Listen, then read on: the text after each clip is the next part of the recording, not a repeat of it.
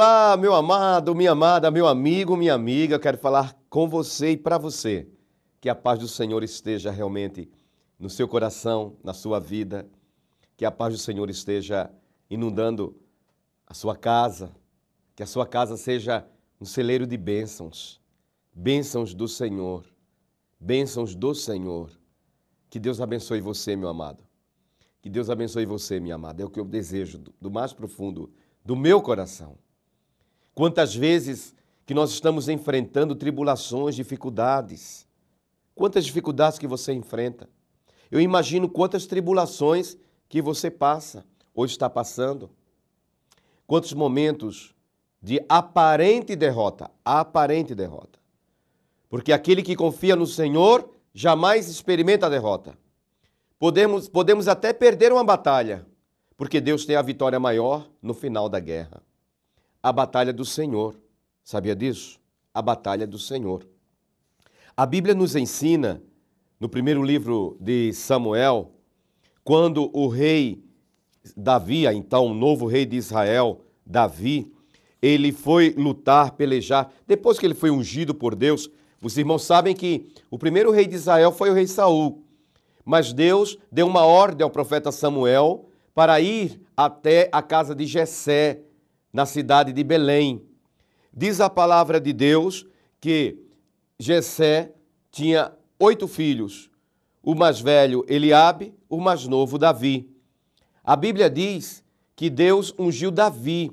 Foi sobre Davi que Samuel derramou o óleo da unção, o óleo do poder de Deus. E a Bíblia diz que todos tinham pavor de Golias, o filisteu, o pagão, adorador de ídolos. E ele zombava de Israel. Golias zombava do Deus de Israel. Golias zombava das fileiras de Israel. Zombava do povo santo de Deus. Mas Deus suscitou um menino. Deus suscitou uma criança, ainda um menino. O que muitos guerreiros não conseguiram, um menino conseguiu, Davi. Depois que ele recebeu a unção de Deus, depois que ele recebeu o óleo da unção sobre a sua cabeça, a Bíblia diz, irmãos, que o Espírito Santo de Deus tomou posse de Davi, ungiu Davi, capacitou Davi de tal maneira que Davi, ele foi lutar contra o gigante Golias. E diz a palavra do Senhor, quando Davi se apresentou, um menino ainda, sem armadura, sem espada, sem escudo, a confiança de Davi estava no seu Deus. A confiança de Davi estava plenamente no seu Deus, o Deus vivo, o grande Jeová, o Deus de Israel, o Deus de Abraão, Isaque e Jacó. Diz a palavra de Deus no capítulo 17 do primeiro livro de Samuel, que quando Golias viu aquele menino com 5 pedrinhas dentro da sua mochila e uma funda, um estilingue, ele zombou de Davi. E olha o que Davi diz, irmãos. A espada nem com a lança, não é com a espada nem com a lança que o Senhor triunfa, pois a batalha é do Senhor. Irmãos, olha o que Davi fala para o terrível Golias. Não é com espada, não é com lança que o Senhor triunfa, pois a batalha é do Senhor. Há ainda um louvor muito bonito que diz justamente isso. Não com a espada, nem com escudo, mas com teu Santo Espírito, Senhor. Irmão, irmã, a batalha é do Senhor. Você que está passando por uma prova, você que tem que enfrentar Golias. Para nós hoje, o gigante Golias, o que significa? A tribulação, o sofrimento, o desemprego, a tristeza, a depressão, o problema financeiro, a família que está desestruturada, a tentação, o vício que tem destruído o seu corpo, que é templo do Espírito Santo. Confia no meu irmão, confia, minha irmã, no Deus de Israel. Confia no Deus que não luta com espada, que não luta com escudo, mas ele luta com o seu poder sobrenatural, o seu poder espiritual. É o Deus que nós adoramos, aleluia. É o Deus que nós servimos, aleluia. É o Deus poderoso. É verdade. A batalha do Senhor, a batalha não é sua. Não. A batalha não é sua. A batalha não é minha. A batalha é do Senhor. Quando Davi falou que a batalha era do Senhor, a Bíblia diz que Golias veio em sua direção, Davi pegou uma pedrinha do seu alforje, da sua mochila, pegou uma pedrinha, colocou na funda, arremessou contra o gigante e a mão de Deus, a destra de Deus, conduziu aquela pedra até a fronte do gigante e o gigante caiu pesadamente no chão e Davi, assim, corta a cabeça do gigante. Deus deu vitória a uma criança. Deus dará vitória a você também, em nome de Jesus. Confia. Confia e espera no grande e poderoso Deus de Israel. Breve intervalo, voltaremos com a palavra do Evangelho do dia.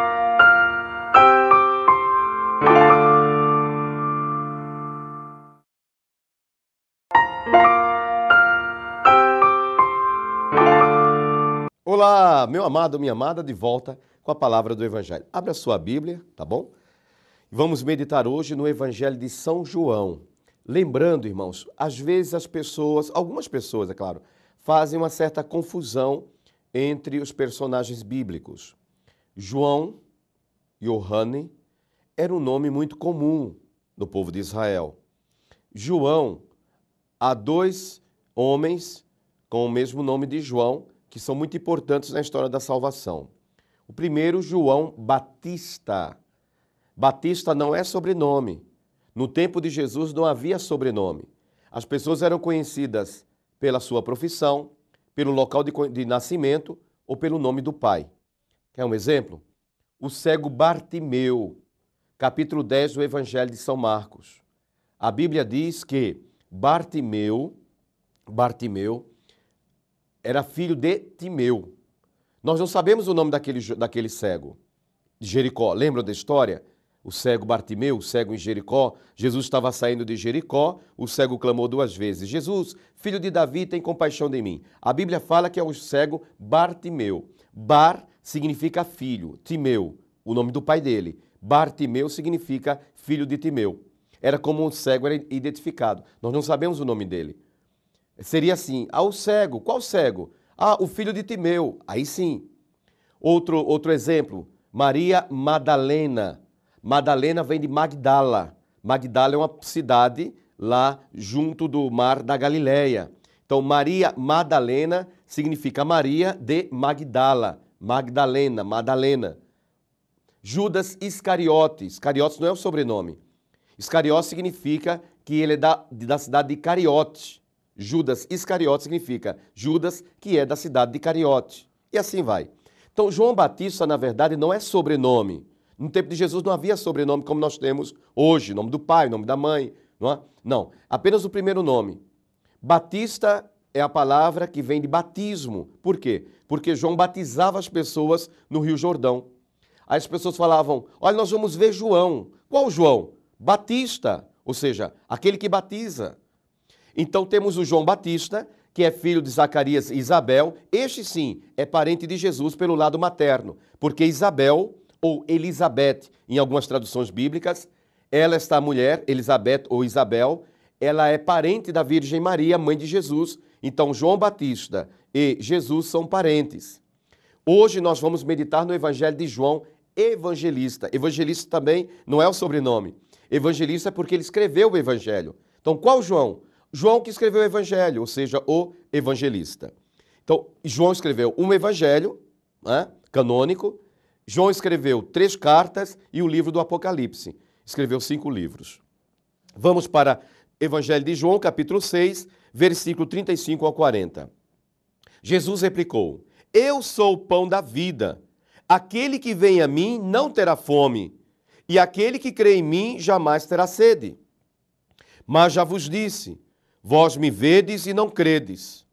Todo aquele que o Pai me dá virá a mim, e o que vem a mim não o lançarei fora. Pois desci do céu não para fazer a minha vontade, mas a vontade daquele que me enviou.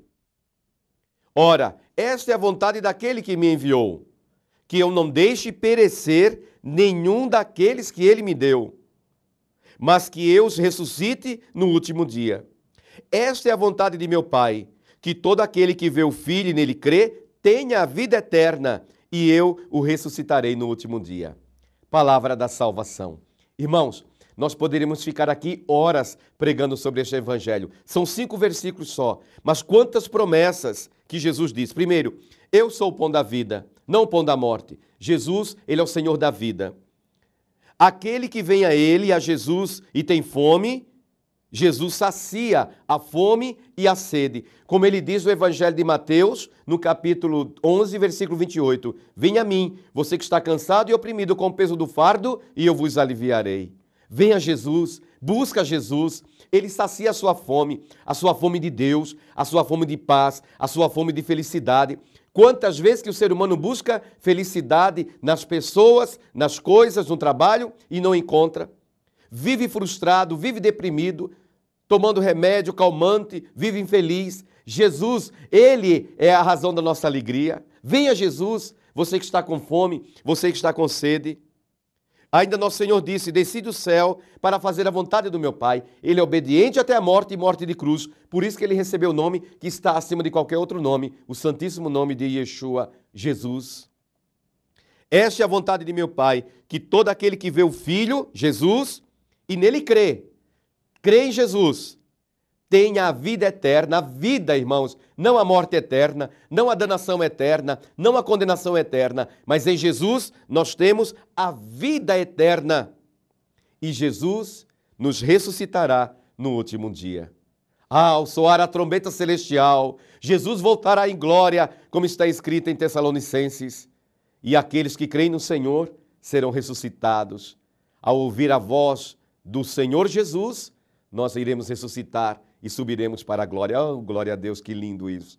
Meu amado, minha amada, um beijo no coração. Até amanhã, se Deus quiser.